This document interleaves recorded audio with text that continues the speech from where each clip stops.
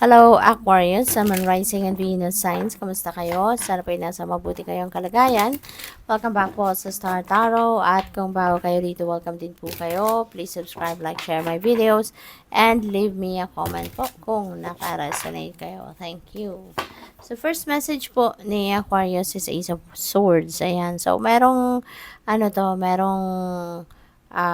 bagong path na magbubukas dito para sa inyo. So, this is a new beginning energy.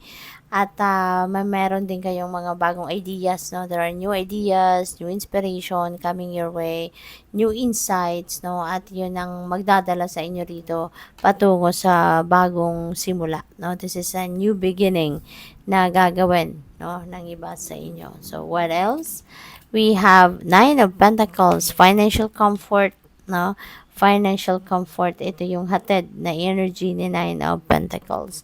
So, meron kayong mga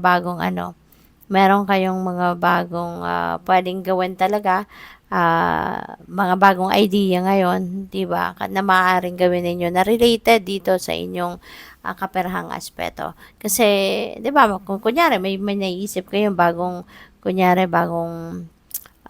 pagkakakitaan, 'di ba? At maaring business, no, enterprise, kailangan ninyo ng kapital, no. So siguro talagang magpupursige kayo kasi with the Nine of Pentacles, merong perang dadating. There is financial gain dito. There is wealth coming your way, no.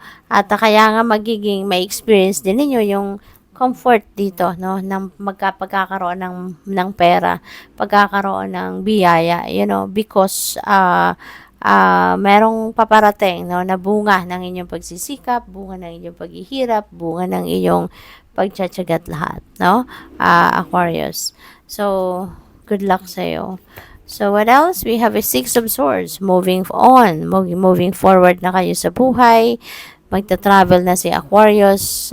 Possible dito, Aquarius, na ang iba sa inyo rito ay magagaling kayo sa isang toxic situation, pero yung toxic situation na to, pwedeng trabaho, pwedeng relationship, pwedeng tao, no? Depende sa inyong sitwasyon. But whatever this is, hindi na kayo mag-i-stay pa dyan, na maglalakas ng loob na kayo na umalis, no, sa sitwasyon na yan. Kasi nakikita naman ninyo siguro na kailangan ko nang i-prioritize yung happiness ko, kailangan ko nang i-prioritize yung sarili ko, yung safety ko, yung mga ganon. Kaya maglalakas ng loob ka na umalis, no, sa sitwasyon na ito. Kasi maaring na matagal na kayo dito, maaring matagal na kayo na nandito sa sitwasyon na to. Nagtiyaga kayo, naghintay kayo na mabago pa ang inyong sitwasyon, but yun nga, baka hindi nangyayari ang ine-expect ninyo. Kaya yun, pwedeng aalis na kayo, no? Pwedeng iiwanan nyo na lang yung sitwasyon na ito. And there may be travel, no? Magta-travel ang iba sa inyo rito. So, what else? We have Five of Wands. Ayan. So, Aquarius, pwedeng ito? Diskusyon, rivalry, pwedeng competition, Siguro sa trabaho ito, Aquarius, no? Feeling ko work situation ito. Baka nagkakaroon ng agawan sa posisyon, no? Baka merong promotion, no, na pwedeng hindi lang kayo yung interesado. Kaya maaring yun ang didiskusyonan o pinag-aagawan, no, ninyo at ng kung sino man sa trabaho. So, tingnan natin kung ano pa ang mga ganap dito for you. Maraming salamat muna, no, for being here. Thank you for subscribing to my channel. Thank you for, kung hindi pa kayo nakakapag-subscribe, subscribe na po kayo. At saka there is a join button po sa baba ng video. Kung interested po kayo mag-member, no? So, yun lang po. I-click ninyo. Thank you. So, dito naman, this is for your love life, no? May new love, may new person na paparating sa buhay ninyo. Meron kayong bagong makikilala, no, na stranger na maaaring siyang magpapatibok ng puso ninyo, lalo na kung kayo ay single pa, baka dito magkakaroon kayo ng mandiligaw, no, in this person. Baka ito ay mandiligaw sa iyo at baka mahilig magregalo, no. So generous siguro yung taong ito, kaya pwedeng meron ding, baka dadaanin kayo dito sa regalo, no? Yun ang napipick up ko dyan. And, pero mahihain, no? Ang iba sa inyo mahihain. So, baka pahihirapan muna ninyo yung taong ito manliligaw sa'yo. Kasi hindi mo naman sinasadya, hindi mo naman sadyang pahirapan siya sa panliligaw sa'yo. Pero, siguro dahil din kasi mahiyain kayo, no? Kaya yun ang magiging ganap dito. Yung parang, paminsan magtatago ka, paminsan siguro, alam mo yun, yung ano ka, yung hindi ka komportable siguro na nililigawan, yung ganon. We have twin flame. So, po pwede, no, na yung new love nyo na to. This could be your twin flame. Baka siya na, no, yun talagang nakalaan para sa'yo. Parang ganon. But, no pressure, no, no pressure. Anuhin ninyo yan. Kilalanin ninyo mabuti. Huwag kayong agad-agad magtitiwala, 'di ba? Sa mga tao, lalo-lalo na bagong kilala mo lang siguro to or talagang this is totally stranger para sa'yo. So, kilalanin mong mabuti muna yung taong ito. Okay? Tsaka mararamdaman mo naman if trusted yung tao, 'di ba? Mararamdaman mo naman 'yan kung ito yung mapagkakatiwalaan mo. So, pagdating naman sa money, career, and finances, tignan natin kung ano mga message para sa'yo. And before that, maraming salamat muna, no? Doon sa mga nagpapadala sa akin ng donasyon, super thanks, at sa mga hindi nag-skip ng ads po, maraming salamat. Slow, sabi dito, making slow progress but you're getting there. Ayan, so maganda yung strategy ninyo, no, pagdating sa money, career, and finances. Hindi ka nagmamadali, 'di ba? You are making sure na mabagal man yung usad ng ginagawa ninyo ng trabaho ninyo or whatsoever.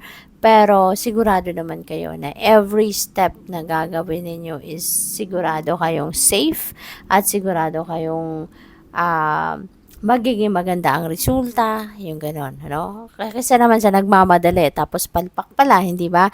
So, kayo iba, mabagal man, unti-unti lang ang ginagawa ninyong movement, pero sigurado kayo na every step na ginagawa ninyo, moving forward talaga kayo. Walang nasasayang na oras, no? Parang ganon. We have Gaia. Yan, takpan muna natin kasi bawal yan. Ayan. So, sabi dito, trust that the universe has a better plan that you do.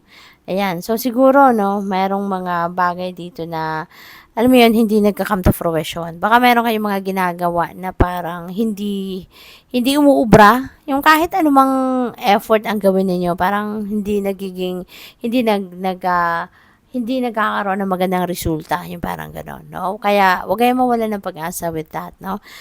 Isipin ninyo na hindi yan para sa'yo. That's why hindi nangyayari.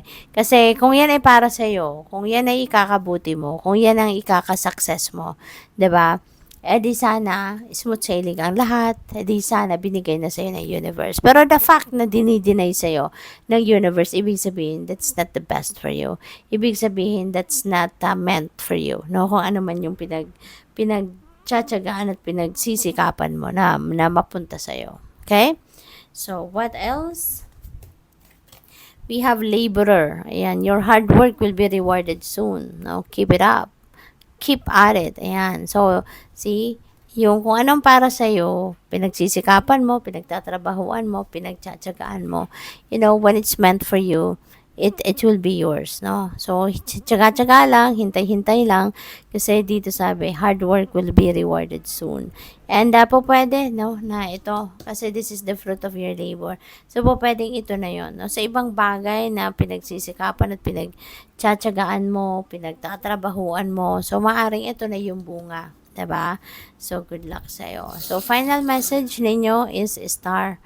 Ayan, if there is something na kinalilito kayo, if there is something na kailangan ninyo ng clarity, ng enlightenment, no, ng clear direction, don't worry kasi the path towards wherever you need to go will be illuminated for you ng universe.